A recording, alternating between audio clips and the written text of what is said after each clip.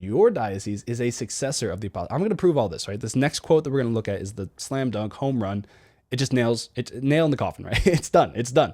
I'm going to show that in just a second. But I want to lay out this idea that St. Clement is making. And once again, go back and read it. Don't take my word for it. You could read this entire epistle in one sitting. It takes, I don't know, maybe an hour, maybe 45 minutes, depends on how fast of a reader you are.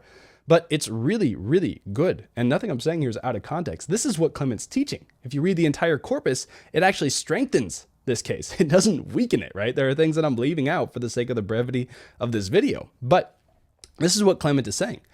The Father sent the Son sent the apostles send their successors. That's the point that he's making. And we're going to see that this was taught to him by the apostles and that Jesus Christ prophesied this. Let's just take a look at this quote. This is what Clement of Rome says. This seals the deal. This puts the nail in the coffin of Protestantism. It says this, and our apostles knew through our Lord Jesus Christ that there would be strife over the name of the office of bishop. For this cause, therefore, having received complete foreknowledge, they appointed the aforesaid persons.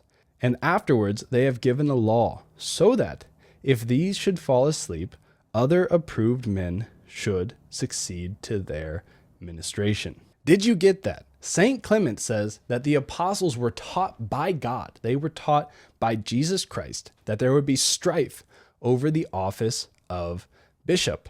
And God revealed that to them. The apostles had foreknowledge of what the church was going to look like moving forward. So the apostles could see, right? They were given an infused wisdom. They were given inspiration as well, but they were given everything that they needed to found a church that was going to last until the end of the world. And in order to do that, they needed some foreknowledge. So Jesus Christ gave them foreknowledge. He showed them what the future of the church was going to look like. And he showed them that there would be strife over this office of bishop. There would be politicking. There would be all these things going on. People would want to rise to that position of power and honor and prestige. And that's not good. That's not what Jesus teaches, right? The greatest amongst you shall be the least of all, right? So what does Jesus do? He gives the apostles this foreknowledge and says there's going to be contention and strife over the office of bishop, which we do see over and over again in church history. We see that in the Catholic Church. We see it in the Orthodox churches. I'm sure Protestant churches experience it as well. People naturally have a fallen nature. They want power. They want honor.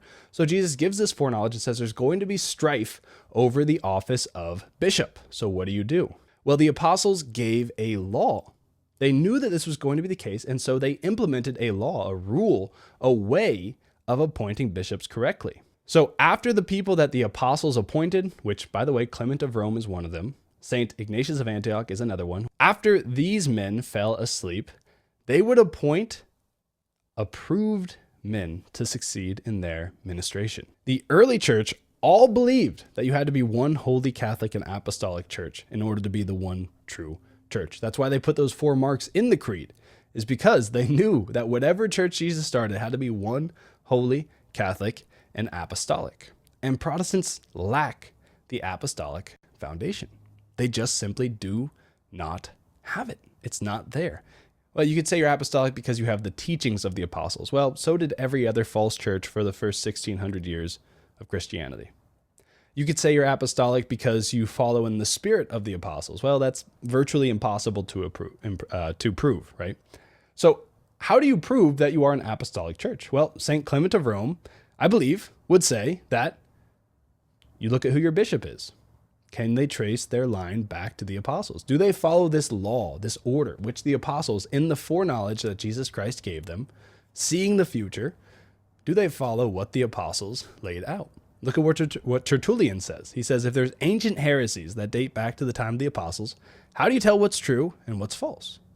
He says you get out your roll, you unroll your scroll, right? And you look and you say, who is this bishop? Who appointed this bishop? Oh, okay, we can trace our line back to one of the apostles. We have the true faith. That's what Tertullian said.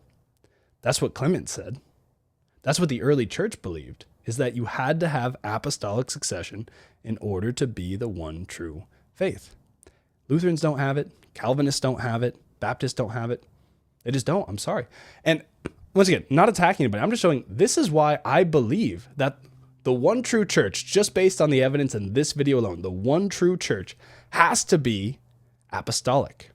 And that basically leaves 2.5 options. You can either be Catholic, you can be Orthodox, or you can be Anglican. If you believe what Catholics believe about Anglicans, then you don't believe that they have valid orders. You believe their apostolic succession is broken, which leaves you with two choices, Orthodox or Catholic. And I see here in Clement, once again, the Bishop of Rome gives commands to a church miles and miles away in Corinth and says, you need to get this right. You need to obey us, or else you will be involved in no small sin. The Bishop of Rome, St. Clement, says that Jesus Christ speaks through him, speaks through the Roman Church. So in the first century, I see right here, I see enough evidence to point me towards Catholicism.